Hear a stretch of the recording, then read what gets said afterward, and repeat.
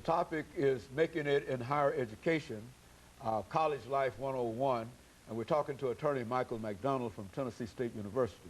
Attorney McDonald, we promised that we'd give you an opportunity to, excuse me, to talk about the research efforts that you undoubtedly had to go through in order to bring this book into publication. Let's talk about it from that perspective, what you decided to put in and why you decided to, that kind of information I think would be quite interesting. Well, one of the things that I think is fascinating is that I've always enjoyed writing, and I've had written articles before, had actually had the opportunity to write a commentary for one of the local community papers, and enjoyed doing that. And had realized just, I mean, that's a powerful mechanism for communicating the word to people. And it was because of a couple experiences that I'd had with some young people.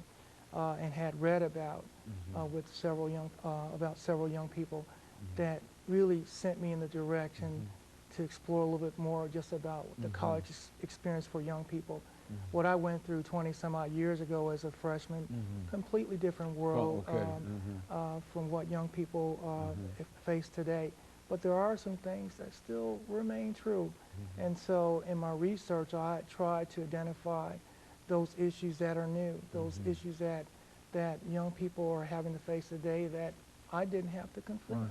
And part of the research in terms of me obtaining the information was I generated a survey a couple years ago, and it was extended to several hundred college students in this area. It involved public schools, private schools, religious colleges, and it had a series of questions. In fact, the questionnaire appears in the book, so if young people or anyone who wants to when they buy the book, they can also see the questionnaire because it was critical. Just asking things just as basic as what makes for a good roommate. Well, what does make for a good roommate? Makes for a good roommate. One of the things they talk about is someone who can be trusted. Someone who can be trusted, someone who you can confide in, someone who's neat. In fact, I think the top two responses was someone who was neat, someone who could be trusted, and someone who was not loud. Those are, I think, the three that that would make for a good roommate. They're a very good roommate. Very good. Right, kind of, you know, kind of like being seen and not right, seen and not heard. So, but some of the themes were reoccurring, irrespective if the student was at a four-year school or a two-year school, a public school or a private school, a Christian-based school or a secular, non-religious-based school. The responses and the themes still crossed and still a mirror image to one another.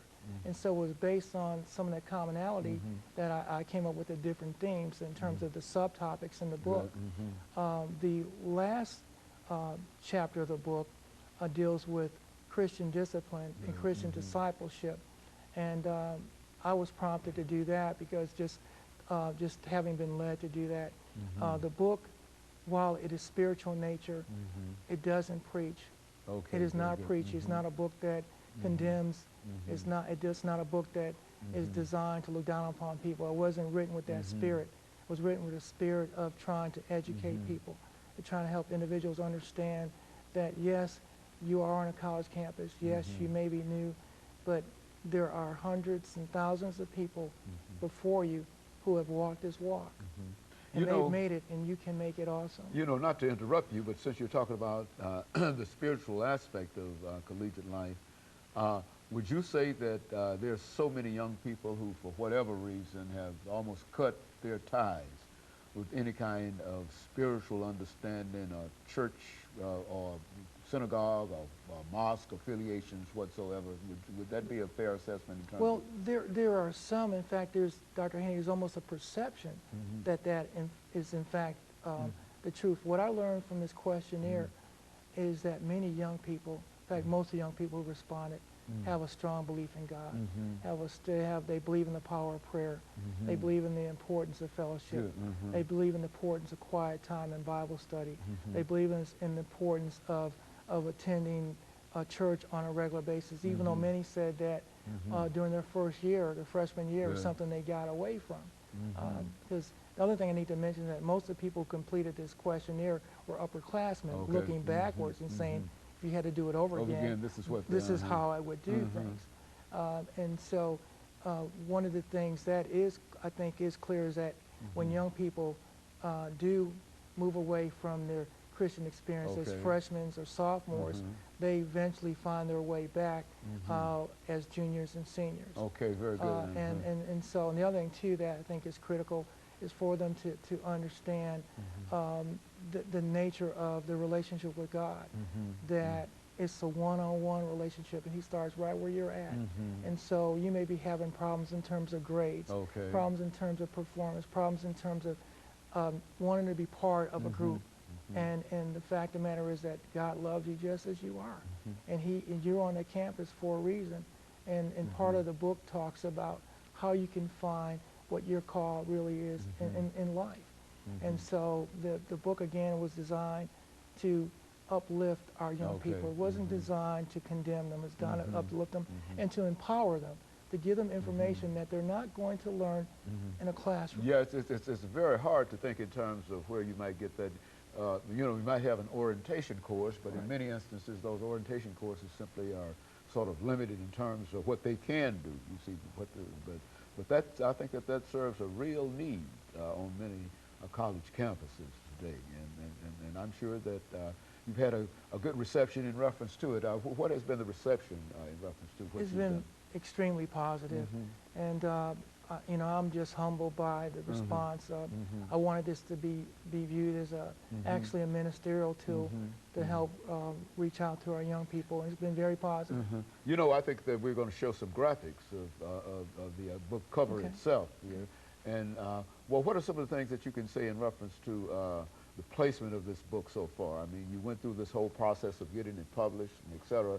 But what kind of book club kind of information have you received? Well, what I can tell you is that if you are interested in the book, there are a couple of websites you can go to.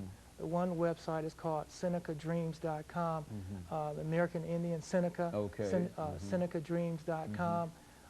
You can also go online, and you can also go to a website called ThorDistributions.com, and Thor Distribution actually provides services for Davis Kid and a lot of the different bookstores in the area.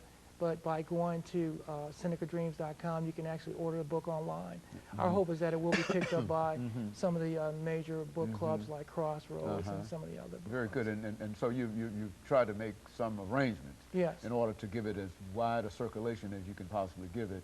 And you're finding that there has been a very, very good response to it. It's been very positive. And again, as a new writer, that is very encouraging. And I also understand, again, that this is the kind of book that it speaks for itself. And where there's a need, God is going to be there, and there's a need here. And so I'm very hopeful about its reception. Well, what about your publishers? Yeah, well, I actually self-published. The company that is printing the book is RJ Communications, located in New York, and they were responsible for the marketing, the advertising, a lot of the graphics that you're going to show on the show today. They are responsible for those, and they've been a joy to work with. We've already talked about a second book and a second volume to this one, so I'm encouraged by my relationship with them. And again, the other thing that's important is that the United Methodist Church has been very supportive and has come out and made inquiries about the book. So we'll see it. I think we'll see it in a lot of different venues. And of course, especially on college campuses. You think in college bookstores and places where students, well, not only college students there, but all over can have some need for such a book. Well, most of the inquiries that I've received have been from colleges, and a couple schools have asked me to, to do book signings and come down, and that's a first for me. But the focus being to hopefully be here doing freshman orientation, to have the books available. And then there are a lot of upperclassmen who want to read the book because they just want. Many have said, "I just want to read it." That's I'm curious about it too. With all those titles and all those things that you're dealing with.